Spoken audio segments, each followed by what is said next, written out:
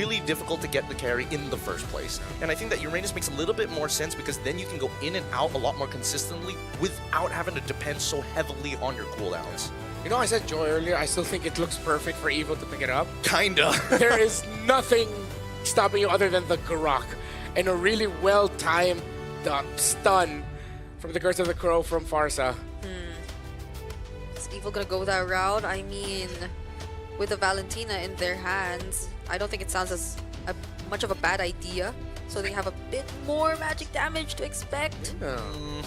It's really, really tough to say because there's so many arguments that can be made here. But it looks like they go for the Joy at the very end of it. So in terms of magic damage profile, they got true damage with a heavy focus on magic. So that's something that Aurora needs to keep in mind coming into this game. Much more comfortable draft that we're seeing right now from Aurora to pull off. Man, Brigidia, you are a lot more forgiving than I am because I am critical of these weird drafts. And I want to see whether or not it's going to work because we're testing some limits here to show what the meta is all about. And I think right now, Aurora's draft is looking pretty decent. Right now, it's that tech charge, like Renmar mentioned. It's such an important spell, and if it can get at least more than 2 members, it's more than worth it. Ooh. So they got to delay the minion waves again, but Evil, that will not stop them from actually clearing the waves first. They dive, or they actually... What? Yep, they're trying to just open up the map, right? Getting some early trades, forcing Sayla to flicker because he knows he doesn't have this dash and he sees TNZ coming by. This is exactly what they want to do. Aurora planned for the Little Wanderer. Yeah. Look at all that control and Prio, Pagu, and Rosa are getting powerful, and Sailor are getting bullied in the center of the map right now. Oh, what? That's dangerous. What? Yeah. What? As much as they wanted to try, you know, but why? Oh no. No, don't tell me. I mean, Rosa is already out of there. Revitalize is already through. What is happening? What? Stop it!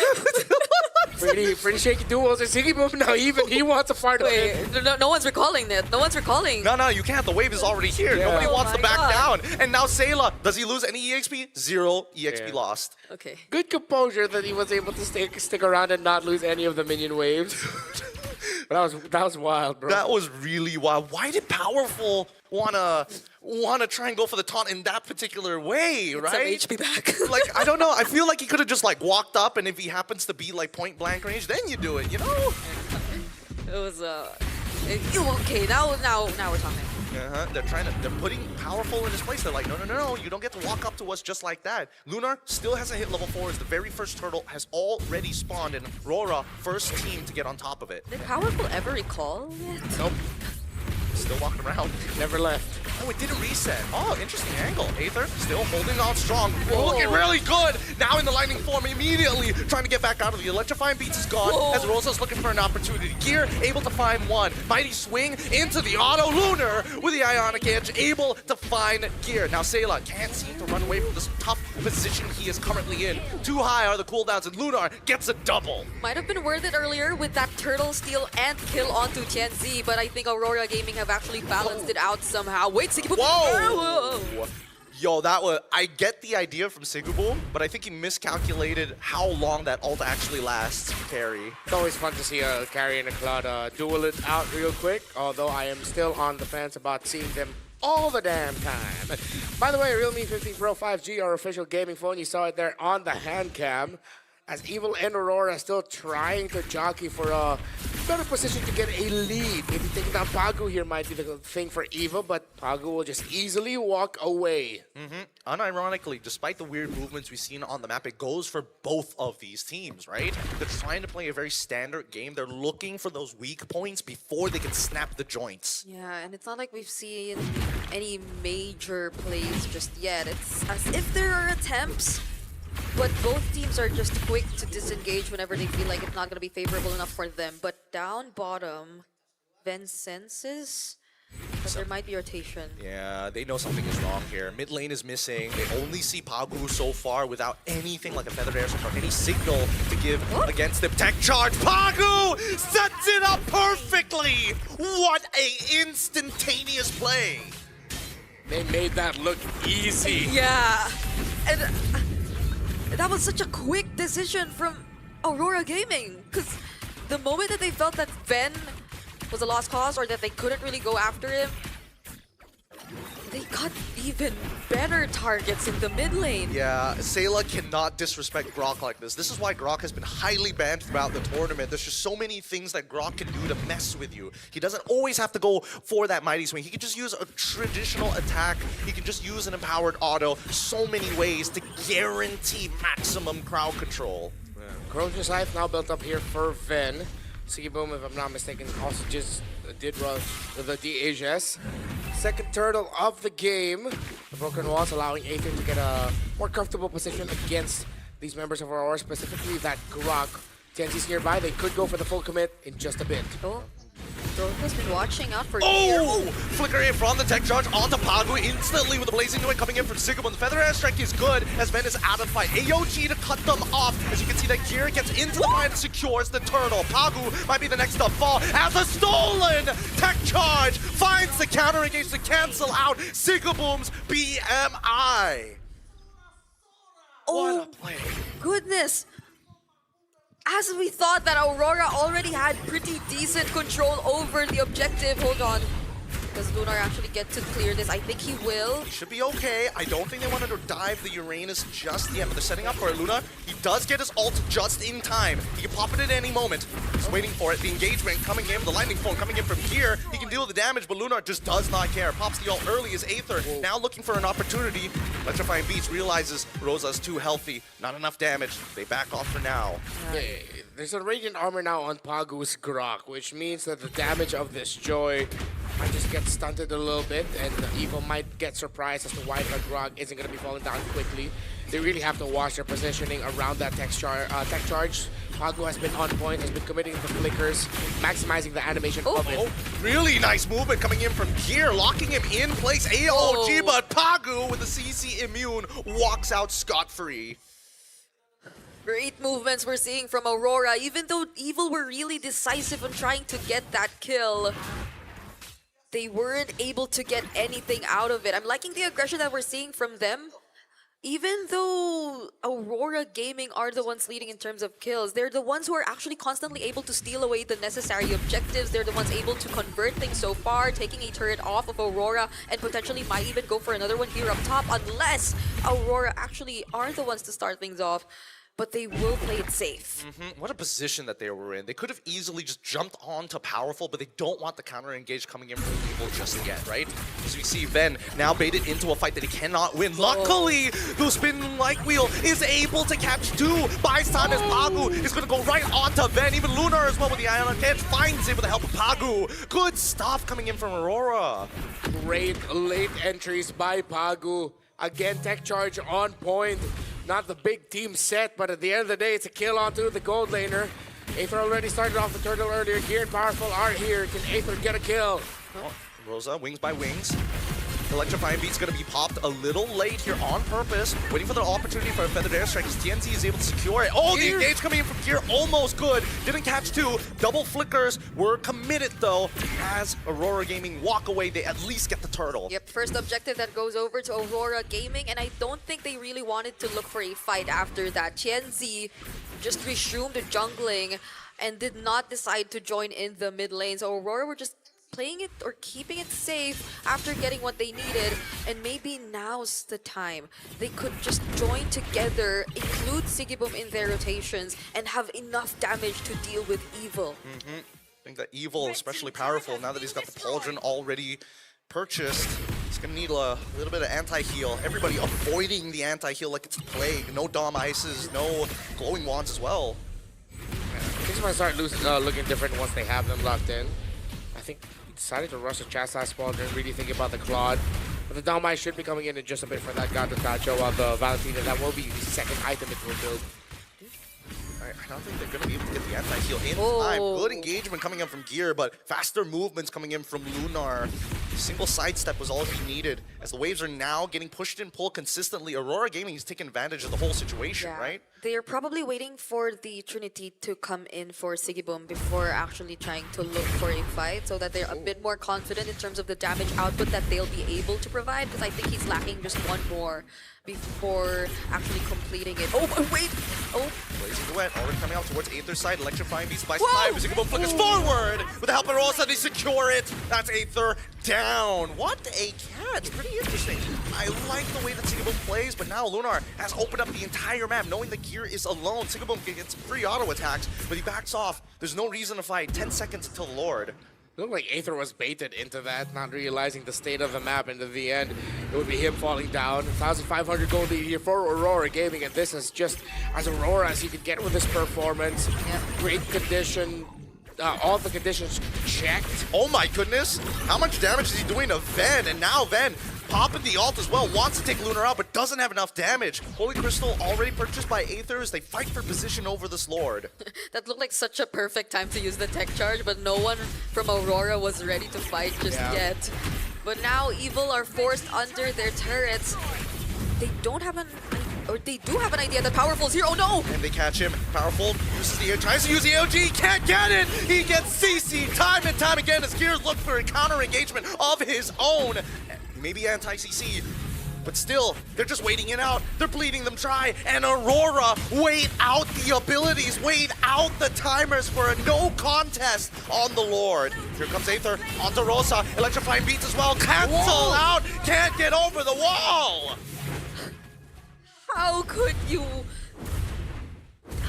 you dash freely in this kind of lineup? There's just so much that's stopping you, that's stopping Aether, and now they're trying to go for the invades and even a kill down bottom on Ven. Oh, Ven, he was playing it perfectly. Perfect movement. Chunks out Pagu. AOG forces out a flicker of his own as Gear was only able to engage on the front line. Wait, hold on. Powerful. Still catching TNC. Not bad, but for now, what a dangerous game. 3.9K turning into a 4K as mid-tier 1 cracks open. Yeah, this Grok has been a nuisance. It's really so good. Oh, now you're talking about the Grok. Yep, and now the tech charge easily set for them. They clear the wave. Tier 2 already put down to 50% as the feathered airstrike just for the siege. This is Aurora Gaming. They really got some tracks under them. It's only been 11 minutes, but you could feel the struggle, the difference Oh in the my joy God. gameplay that we saw in game number, or the first series compared to now. It's a 0-3 for Aether. Oh, Powerful, does he get out of this? Might not be able to force use the Revitalize early on as the Holy Shielding down by the mid lane already cracks. This is why Grok is so good. Pagu, he clearly knows his Grok tech with the walls. Honestly, I think this is one of the best explanations as to why the win rates for Sora and Grok are like this. Like, Grok has had such a high win rate so far in M7, but Sora, I don't think he's able to snatch a win just yet. It's just all highlights that we're seeing from Sora so far. I think there's a bit of a relationship between Grok and as well as Sora, right? Every time you do see Sora inevitably get let through, Grok usually is one of that pairings that just happens to be left as well. The trades teams are willing to make here. And Aurora Gaming has been trading well around the map this entire game. 6,000 and climbing. Oh, Rosa! The feathered airstrike looking for that back line. Sayla losing 50% of his AG. AOG coming in from the help of Powerful. Electrifying beats on only the front line as Yenzi is about to go back into the fight with the Phantom Execution. Takes out Powerful, and the engagement from Gear is good, but Sigaboom is able to get out of the way. With the Trinity, he melts like butter, and now Tenzi gets to play the game for free. It's fortunate timing there for Evil. I know they decided to want to take the fight because they saw that the tech charge was already committed, but still they could not get the right start to it. Oh no. The final push. They're looking for the opportunity as Aether trying to focus on these waves. Same goes for Sayla. That wall is going to push them back, and they manage to get the Crystal still relatively healthy, but the Lord, it's back up in 13. It's going to be one hell of a fight here.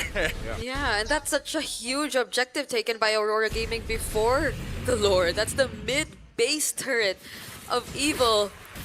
Not even Lunar seems the least bit bothered by the damage that Evil are able to throw out at this point. An 8K gold lead for this lineup. Dude, I mean, Lunar is having the time of his life. He is literally a walking ward and who's unkillable. He's 3-0-6. He's devastated Gear, and every engagement that Gear has quote-unquote successfully gotten hasn't done much. Look at that. He flickers out of the way and tech charge everything thrown at the wall to take Lunar down. The Eclipse is here, and now the sun looks to shine. Feathered airstrike as well as the tech charge gets Pagu out of there. Tenzi, plenty of damage. He's looking for a little bit more, but he has to wait for the waves. Gear for Lunar, both EXP laners.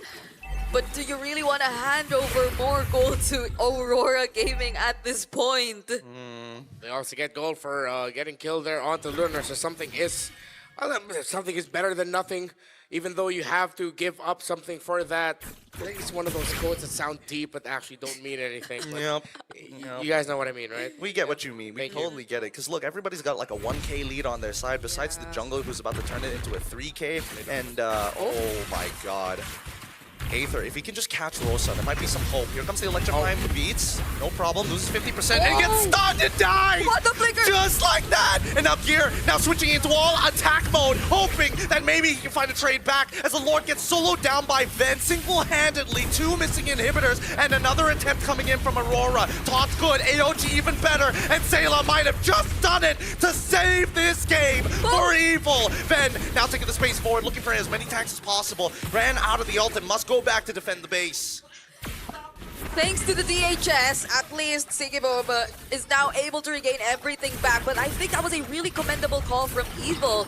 Them deciding to actually pursue Rosa. It may have been a bit unsuccessful in the beginning, but they were able to finish it off, and that already meant so much for them. Because then Ven was able to focus down on at least just clearing the Lord for now. And it's not like they were completely unprepared if ever Aurora wanted to still proceed with the fight. You saw that IMU wild charge or tech charge from Sayla, and that forced out so much from Aurora Gaming. Even the flicker from Sigiboom, which I think he barely touched this entire game. Yeah, Evil are definitely within earshot of being able to turn this around. Yes, you're looking at an 8,000 gold lead for Aurora Gaming, but it's within the thresholds of like 50,000. Evil is just about to cross 45, which means they definitely have enough in the tank to turn things around. Although executing that team fight is going to be harder for them. One of the biggest things they need to deal with, again, is that Farsa. They take that Farsa out, and that's just one step.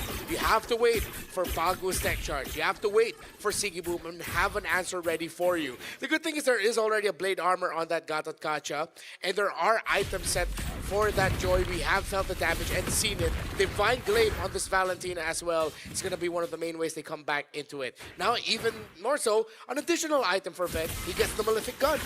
I think right now it's a pivotal point for Evil, right? Every little bit of gold is actually super valuable to get important items, situational items, like maybe even a Winter Crown. Ideally a Wind of Nature at some point just for Claude. If I'm looking at Ven's item build, I think he's very close to it. No, actually, he decides to go for the Malefic Gun alongside his Rose Gold Meteor. Interesting. He's more worried about Rosa. Yeah, and where is Rosa right now?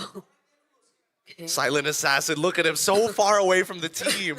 I love this this kind of positioning coming in from Farsas. Yeah, I think I recall many plays of this with Sanji, just holding the orange bush or the orange buff. Okay, so it's Rosa going with TNC. Okay, they're hopping one after the other. Sigiboom, okay, manages to get out there with the BMI. Nothing to be worried about, but look at the TNT fattest Rosa. tank of all time. Oh my goodness, stole a feathered airstrike, try to buy some time. As Aether gets back out of there, powerful, must fight. And now the Blazing Duet gets cancelled. Ven, he's done it. And now they're turning the fight around. Tech charge ain't good enough. And Sayla, he could fight, but he doesn't want to flicker. He sees Rosa. He doesn't want to do any more than this here. Must hold him as we see the base now getting attacked in the mid lane. It's a base race. Evil, they gotta go back. Oh my god. Sigiboom might have just done it for the team. BMI to switch places. Flickers. Wow! And there you have it. A clutch base steal.